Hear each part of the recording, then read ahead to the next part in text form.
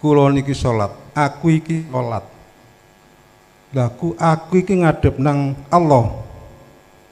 Banjur aku ini mboten nenten. Lah Allah niku ngadep teng sinten Gusti? Niku kula Allah. Cukup semanten ngapunten saderenge. Pun mesinmu nek rewel cengklungno kali brantas sae. Wong kate buyar kok ya. Pun setiap diri seorang hamba vokali ya sing kok ketokno ojo revepe mburi nek rewel ya wis engko nek mulut cengklungno brantas ngono lho kok pun vokali ya sing kok tokno iki vokali ojo revepe ono mburi.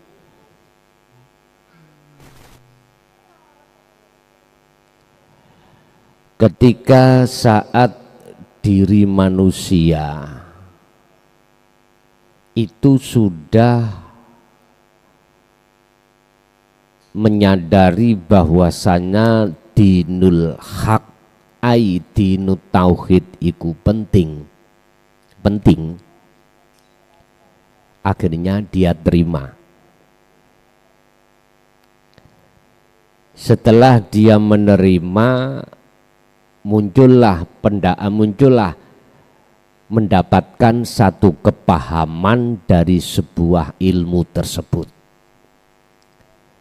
Setelah paham, barulah dia melakukan pembuktian dari keimanan di dalam kebenaran dinut tauhid.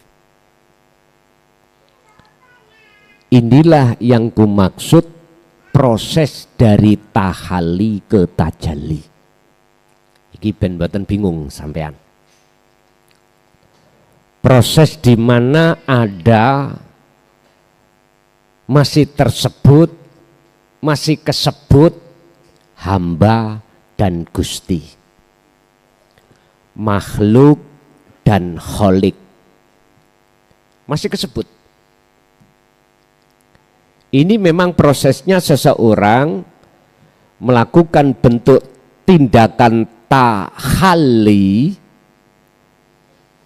pembersihan dari pengakuan diri hamba yang segala-galanya. Itu namanya tahalli. Proses pembersihan dari hati terkait keakuan hamba. Dan ini jangan kita anggap bim salah bim. Prosesnya kita ini kebanyakan itu jatuh bangun, Pak. Jatuh yang bangun, jatuh yang bangun. Kadang juga muncul, kadang hambanya gak muncul gak muncul. Sehingga mengapa Gusti Allah dawuh dalam surat Al-Insan, wa minal laili fasjud lahu, ditambahi fasabbih.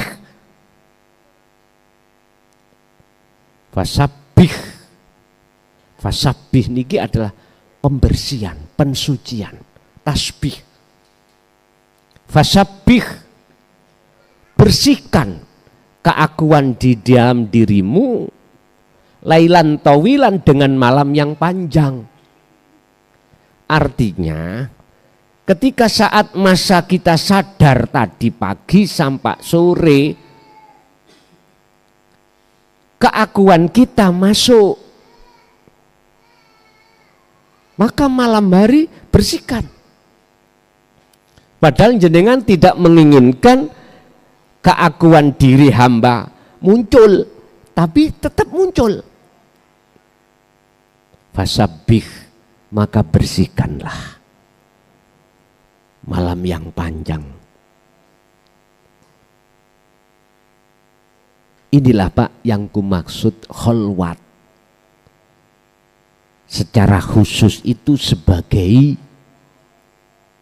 pembersihan pada saat kita di waktu jasad ini berinteraksi dengan urusan dunia, terus hati kita muncul keakuan diri makhluk. Bapak Ibu, ketika saat tahalli ini sudah jenengan sudah dibersihkan, maka dengan sendirinya akan muncul tajalli. Apa itu tajalli? Sudah tidak berlaku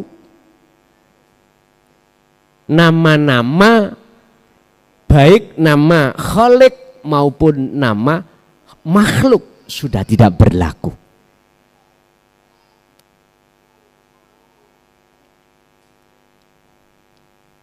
Bapak Ibu, bahkan Allah juga menjelaskan tentang hal ini. Nama Allah juga enggak ada, nama Huwa sudah tidak ada, nama Anta sudah tidak ada, nama Ana makhluk tadi juga tidak ada, karena nama Aku Allah.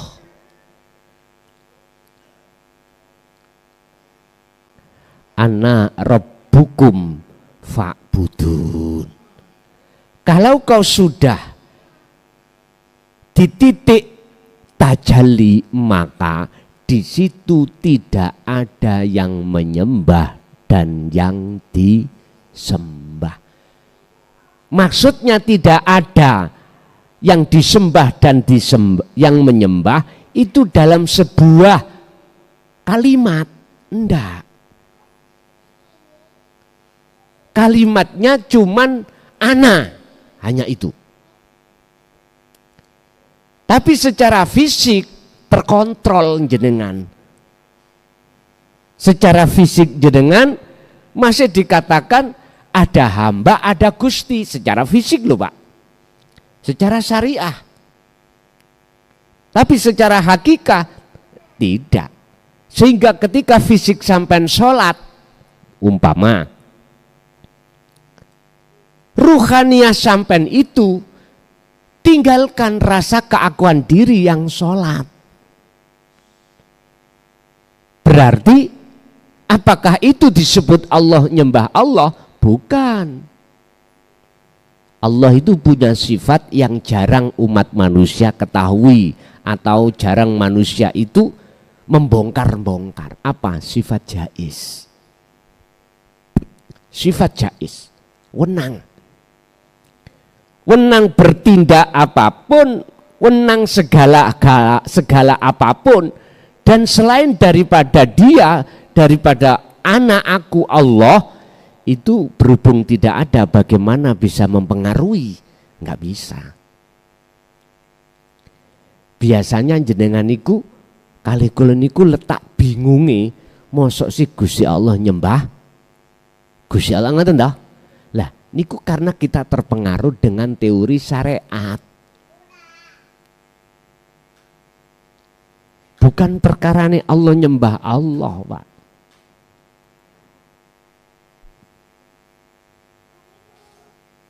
Yang dimaksud nyembah seperti teori di syariat bukan. Mungkin jenengan pernah memahami kodim ala kodim.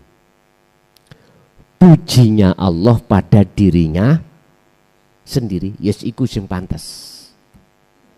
Gusti Allah muji nang awake dewi.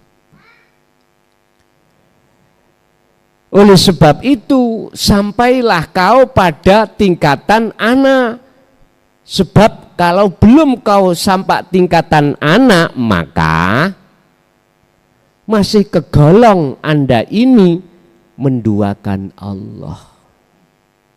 Wis, wonten ayat lain. Seakan-akan ada dua, tapi adanya ahad. Ini sesungguhnya ingsun iku wajah tu kuhadapkan wajahku, wajah roh maksudnya. Wajia terhadap wajah Allah. Ini kayak dua toh Pak ya? Kayak dua, sepertinya dua. Kuhadapkan wajah ruhku pada wajah Allah. Dua. Kalau sampai lihat dari sisi muraqabah atau bahkan sisi syariat, koyok-koyok luru. Kalau ini maksudnya ada dua, temenan dua antara roh dengan wajah Allah, gak mungkin di belakang ayat mengatakan wa ma'ana. Mestinya wa ana, tidak wa ma'ana. Di situ kan ayatnya kan wa ma'ana minal musyrikin, dan saya bukan termasuk golongan orang yang menduakan Allah. Nah ini. Jadi jangan dipandang ini wajah tu wajia itu dua, Pak. Wis tergantung jenengan mandangi dugi pundi. Nek mandang sampean iku di ana lo ya. Iki antara yang melihat dan yang dilihat itu satu pelaku. Makanya mengapa di situ bahasa persaksian syariat asyhadu. Saya bersaksi, saya siapa? Bersaksi, melihat, menyaksikan siapa? Illallah. Lah gitu toh. Allah yang mana? Terus ada kaitannya apa antara asyhadu dengan Allah? Ini Pak tidak akan bisa dipecahkan. Maqasidul a'dhamnya, maksud aslinya, manakala kita masih berhenti di la ilaha illallah atau huwa. Kalau Anda sudah ke anta, apalagi ke ana, udah clear sudah. Inilah yang menyaksikan dan yang disaksikan itu pelakunya tunggal. Cuman kalau kita tarik dari sisi syariat atau muraqabah pun mendekat pada Allah masih ada dua, Pak. Sekalipun jenengan ini sudah tidak ada perkara selain Allah, tapi keakuan diri masih ada, itu masih termasuk syirik pada Allah. Memang dikatakan bingung, bingung nek ngaji babakan masalah hati. Mengapa kita bingung? Karena yang kita pakai itu akal. Keringetan sampai sak jagung-jagung yo mboten masuk. Jadi kedah sampean lebetaken dateng hati, rasa tadi baru clear. Nggih. Jadi kita tidak akan bingung siapa yang menyembah dan yang disembah manakala sudah masuk di ana. Wonten mriku, nggih. Masih ada? Bapaknya?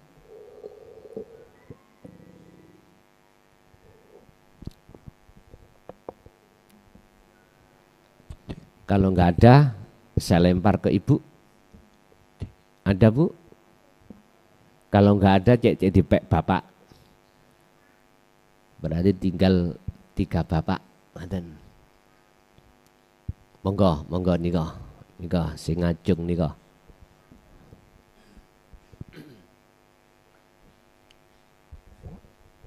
Assalamualaikum warahmatullahi wabarakatuh. Waalaikumsalam warahmatullahi wabarakatuh. Tadi nderek tanglet.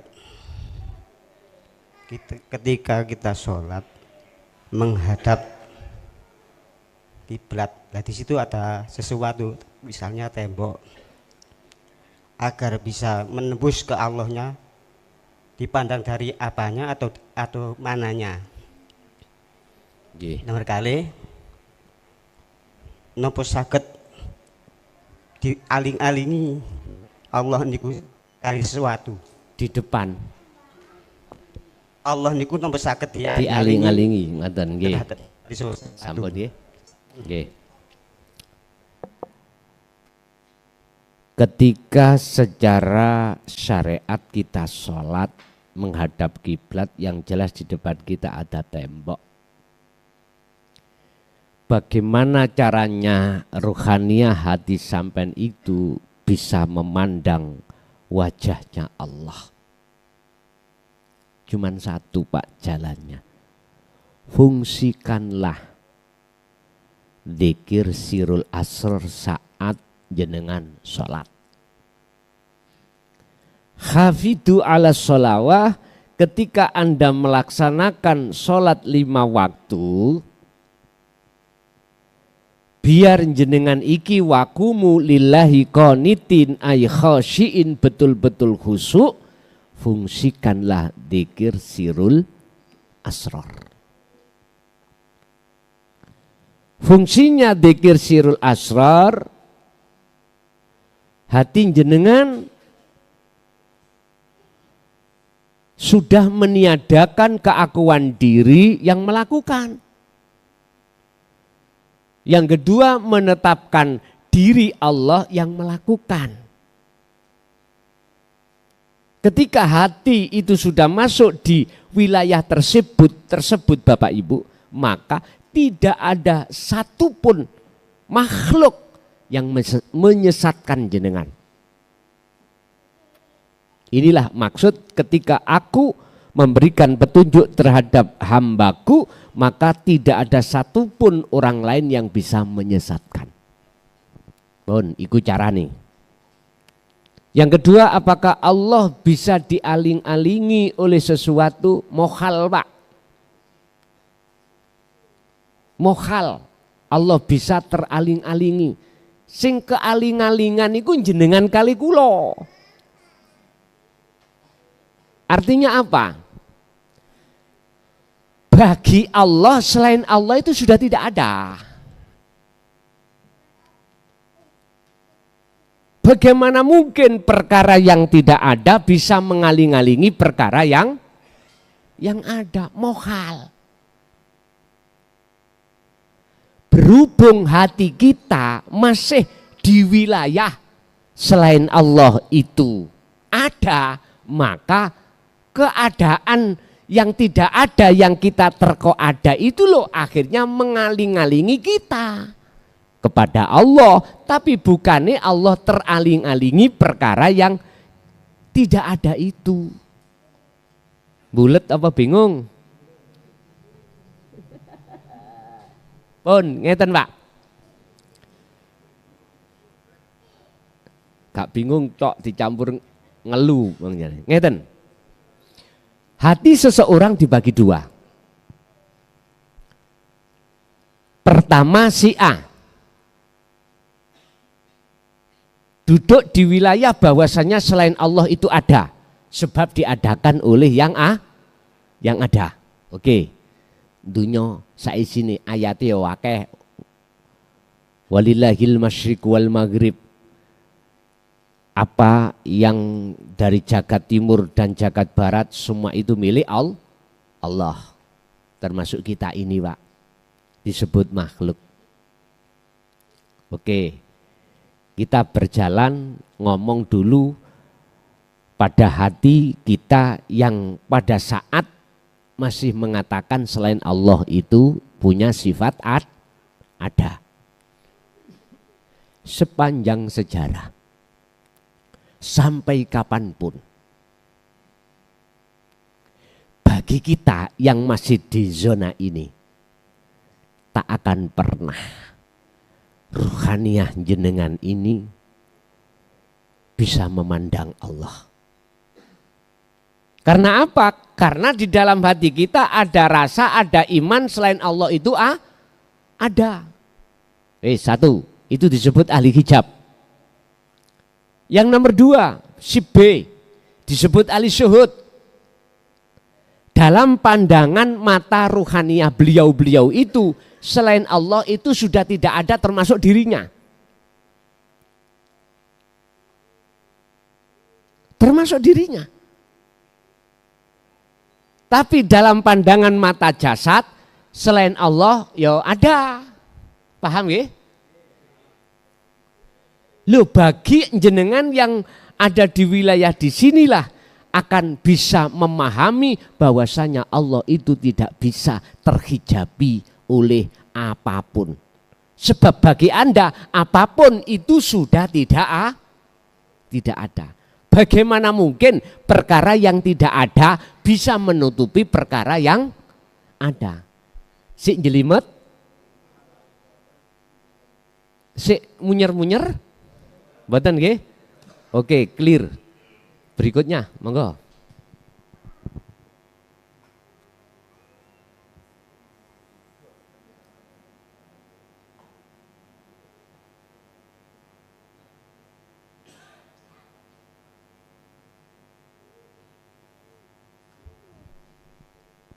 Wonten niki sisih kilen.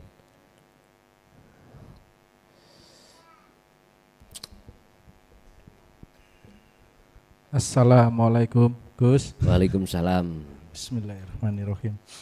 Nggih Gus, di saat diri ini melakukan kholwat atau zikir sirul asror, yang hamba rasakan ini ingin bertemu Allah itu enggak bisa ketemu materinya kan Gus, secara wujud, secara materi. Yang hamba bisa rasakan hanya rasa Gus, atau hanya melihat ciptaannya aja itu Gus. Jadi untuk bertemu Allah itu memahaminya gimana Gus? Ngoten nggih. Nggih. Nggih. Sampun? Sampun, Nggih. alhamdulillah. Jenengan mungkin ketika saat di syariat itu ketemu makalah ngeten. Ning dunya iki kuwi bisa nyawang Allah hanya sebatas batinnya. Ning akhirat sak ruh sak dohiriai. Lah ngoten nggih. Mungkin nanti dengar makalah ini. Di dunia ini kita hamba Allah, kekasihnya, hanya bisa berjumpa secara batiniah. Tapi sok ning akhirat sak wujud dohiri. Lah ngoten nggih. Wis. Kula nggih ngoten. Wayah mondok dhisik wayahane ya krungu makalah ini sumbernya dari mana sampai sekarang kula mumet oleh goleki. Bon, wis gak usah dipermasalahno. Ternyata ngeten. Ketika di dunia ini jenengan kali kula niki bisa memandang Allah wujudnya, ya toh? Baik secara dohir maupun secara batin, tergantung jenengan.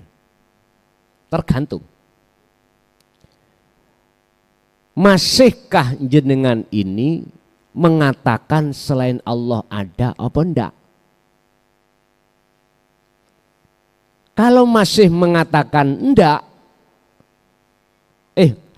kalau masih mengatakan masih ada selain daripada Allah, maka jangan sampai jenengan ikut tahu wujud dohire Allah.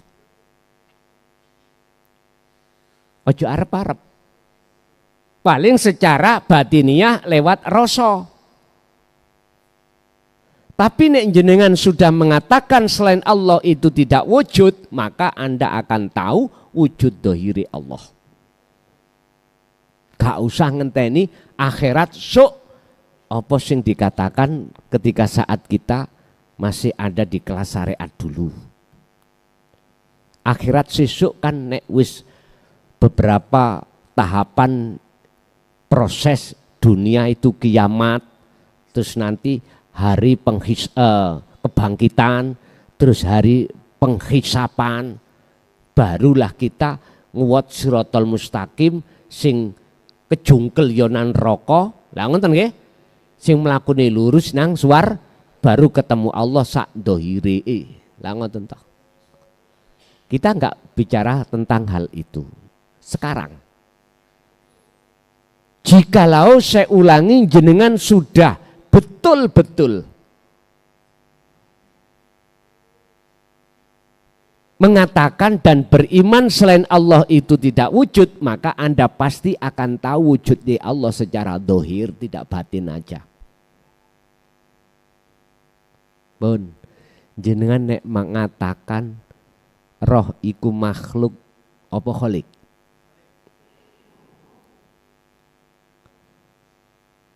Parane sampean ngomong kholik iku tekon ndi? Memang Pak ya, nanti jenengan mengatakan roh itu bukan roh, karena nama roh itu sudah tiada. Jikalau itu masih makhluk, maka jenengan akan tahu sebetulnya Allah dari sisi zahir. Jasad sampean iki bisa nyapo-nyapo, iku sebetulnya perilaku roh.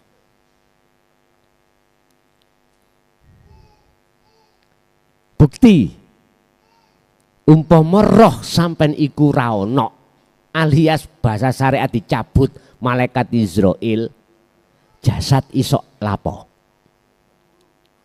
Nah, langsung dah. Berarti apa yang dilakukan oleh jasad iku hakikate perilakune roh. Tinggal jenengan iki masuk di dalam kalimat roh itu siapa? Makhluk apa kholik? Jenengan jawab kholik gak tak salah no. Jenengan jawab makhluk yo gak tak salah no. Gus tambah bingung kula niki. Kok gak disalah no? Karena kapasitas imannya masing-masing. Ngoten lho kula niku maksude. Silakan. Nek sampean takok asline yo napa? Baru kula omong. Terus pundi? Sing asli mawon, mboten KW.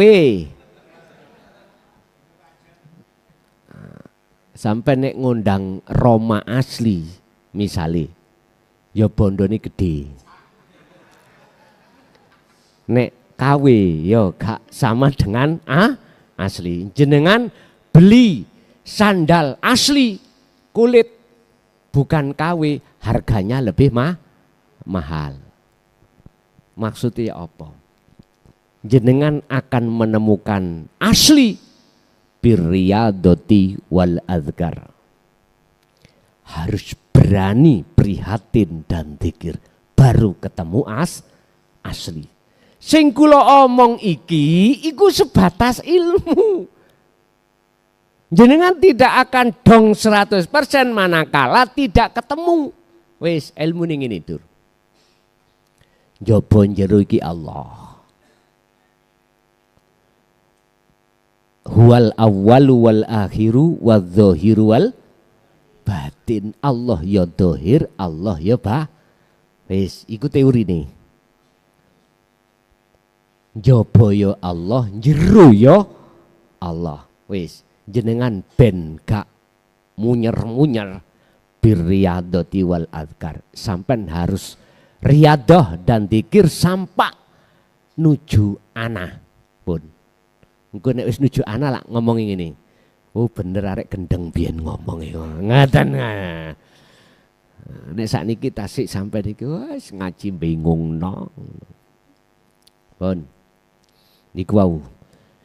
Berarti apa? Janganlah kau mengharapkan lekas datangnya buah kates. Lawang kamu itu belum nandur, parane tekondit.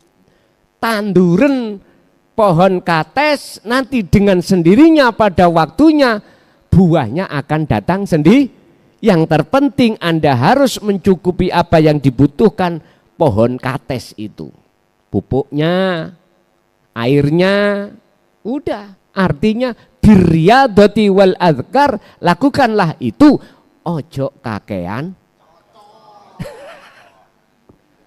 Gus kula niki 2 tahun durung wusul-wusul. Lah kan tak iku berarti kita kakean cocot.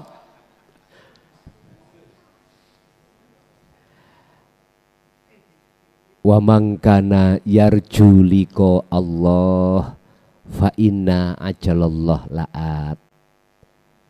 Barang siapa di dalam hatinya ingin ada keinginan untuk bertemu Allah, wis syaratnya bertemu Allah itu aja lakukan. Masalah wujute karep iku engko apa jari Gusti Allah. Artine mesti teko nek wis wayahe tek. Ana wong meteng, Pak. Wong meteng, orang hamil 1 bulan belum waktune metu ngedeno wato bagaimanapun ya ora metu-metu. Tapi nanti kalau ibu hamil sudah waktunya anak itu keluar, digawe ngeden titik ngene wis. Iku laksana seperti itu, Pak. Cukup bagi Anda, bagi kita untuk mencukupi apa yang dibutuhkan pohon kates tadi. Pupuknya, airnya, manakala ada hama harus kita semprot atau gimana. Apa maksudnya? Jagalah birriyadati wal azkar. Syaratnya cuma 2 ketika kita ingin bertemu Allah. Pertama, fal ya'mal amalan solihan. Benahi dzikir sirul asr terus. Kedua, wala yusyrik bi ibadati rabbi ahada. Jangan mudah muncul keakuan diri dalam hatimu ketika saat nyapo-nyapo. Pun. Ada lagi, satu lagi.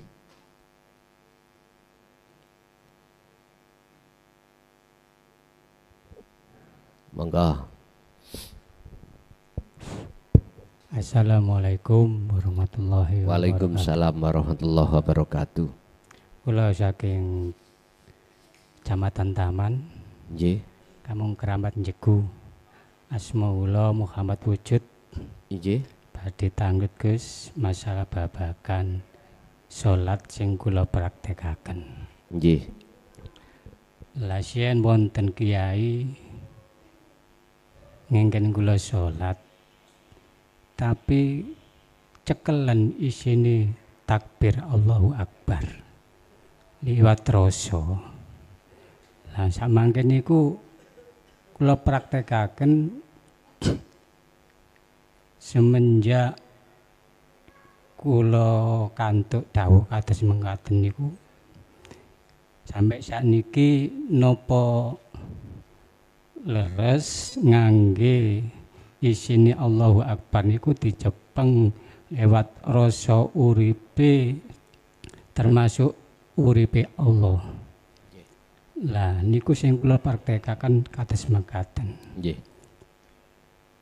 Kados kula nglampahi pas waya dados ngimami Mas salat maghrib. Lah sing kula cepengi kados ngamakaken niku wau sampai ayat niku mboten karu-karuan.